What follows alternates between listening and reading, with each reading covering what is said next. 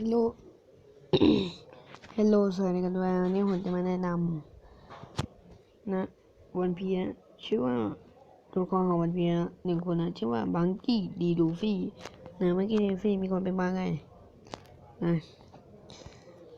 ชื่อจริงชื่อว่าบังกี้ดีลูฟี่ชื่อเล่นชื่อว่าบังลูฟี่ใครๆรู้ว่าเพศโอ้อันนี้ตรงบัวชื่อว่าลูฟี่นะส่วนผลพิเศษนะบางคนก็รู้บางคนก็ไม่รู้นะผลพิเศษที่ลูฟี่กินก็คือผลกลมหรือผลยังยืนนั่นเอง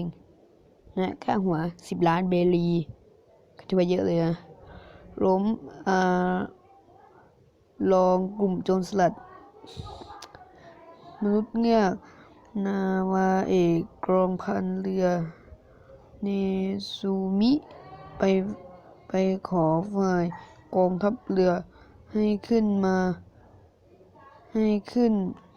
ค่าหัวให้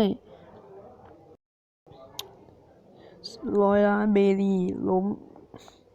รอคอไร7 เทพจนสลัดได้3 ล้านเบลีล้มล็อกจุกิอะไรเนี่ยผมอ่านไม่ค่อยออกนะหัวหน้าหน่วย CP9 ได้นะ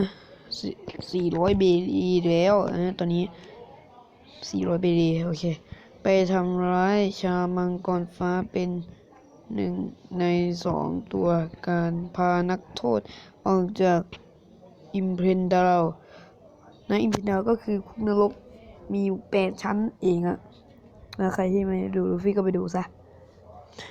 ตัวการพานักโทษออกจากอิมเพนดาวเข้าร่วมสงครามกับไปเคาะระฆังร็อกเบิร์ดเพื่อ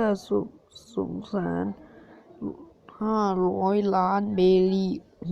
เยอะชิบหายจับซีซ่า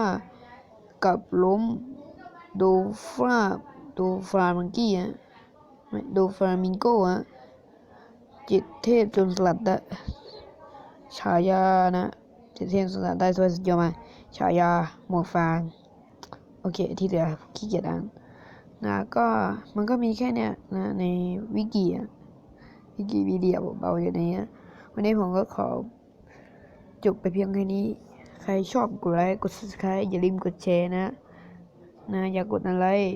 ผมขอบอกไว้ก่อนขอจบไปเพียงแค่นี้เฮลโลสวัสดีครับบ๊ายบาย